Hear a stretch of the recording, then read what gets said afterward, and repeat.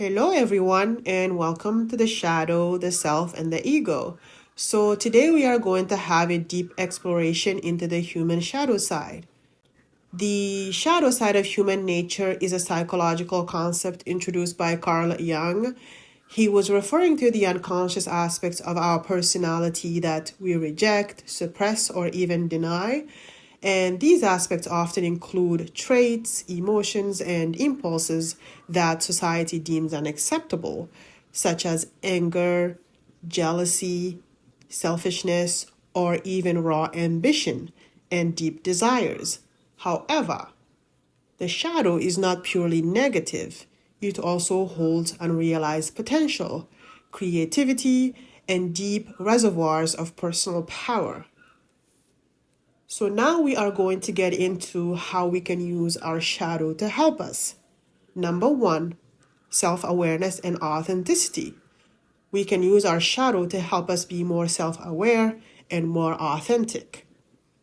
So by integrating our shadow, we gain a fuller understanding of ourselves. So instead of pretending to be only good, we accept that we have both light and dark aspects within us, making us more authentic and whole. Number two, personal growth and transformation. Facing our shadow allows us to break free from limiting patterns. For example, someone who denies their anger might let it fester unconsciously, leading to passive aggressiveness or even physical illness. By acknowledging it, they can learn to express it in healthy ways. Number three, greater emotional resilience. When we accept our dark emotions, we are less controlled by them. So instead of fearing sadness, insecurity, or rage, we learn to sit with these feelings and thus making us more emotionally mature. Number four, empathy and connection with others. Understanding our own shadow makes us less judgmental of other people. Instead of condemning others for their flaws, we recognize our own imperfection and approach relationships with more compassion and understanding. Number five, unlocking creativity and hidden strength.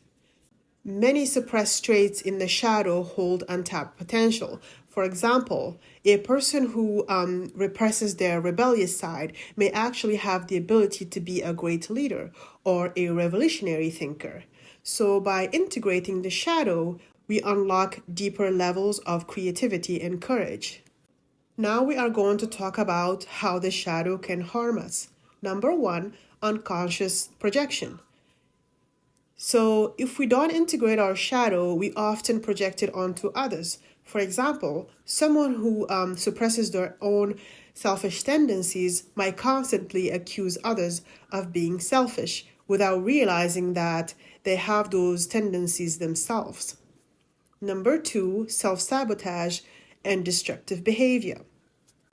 An unacknowledged shadow can manifest as compulsion, addiction, or self-sabotaging actions.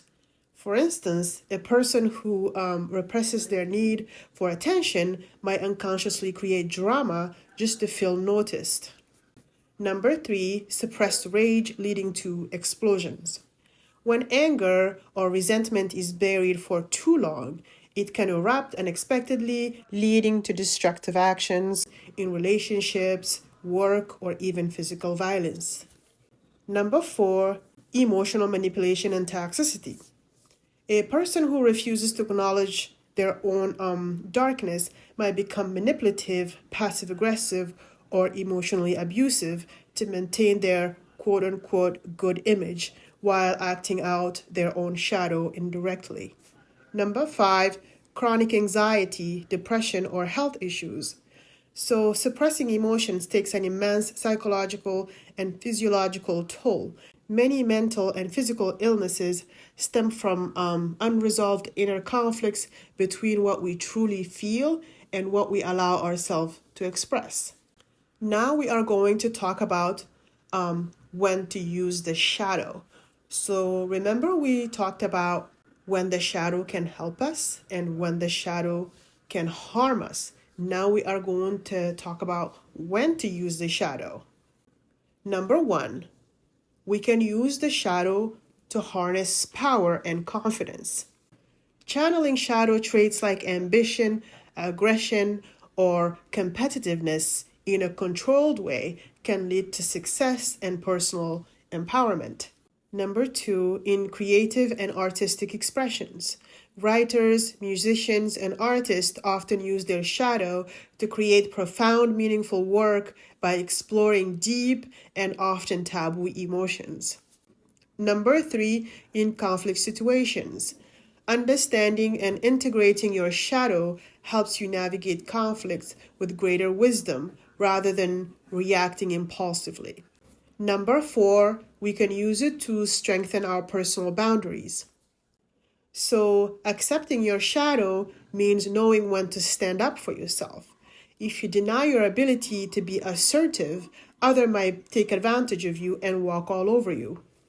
So now we are going to talk about when not to use the shadow. So we spoke about when the shadow can help us, when the shadow can harm us, when to use the shadow. And now we are going to talk about when not to use the shadow. Number one, when it controls you unconsciously. If you are acting from your shadow without awareness, this can come off as manipulating others, seeking revenge, or being overly aggressive. It's actually destructive rather than empowering. Number two, when it harms others. So, using your shadow traits to control, hurt, or deceive people is unethical and can damage relationships permanently. So, be very careful.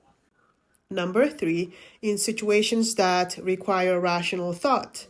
If you let emotions from your shadow side, like rage, jealousy, override your logic, you may make impulsive decisions that you later regret. Number four, when it becomes an excuse for bad behavior. So you shouldn't use your shadow to excuse bad behavior. Just because you acknowledge your shadow doesn't mean you should indulge every dark impulse. The goal is integration, okay? Not justification for toxic actions. So, in conclusion, the shadow is neither good nor bad. The key is to become aware of it, integrate it consciously, and use its powers wisely. And by doing so, we can live fuller, more balanced lives, free from the unconscious forces that might otherwise control us. Thank you for listening, and I will see you on the next one.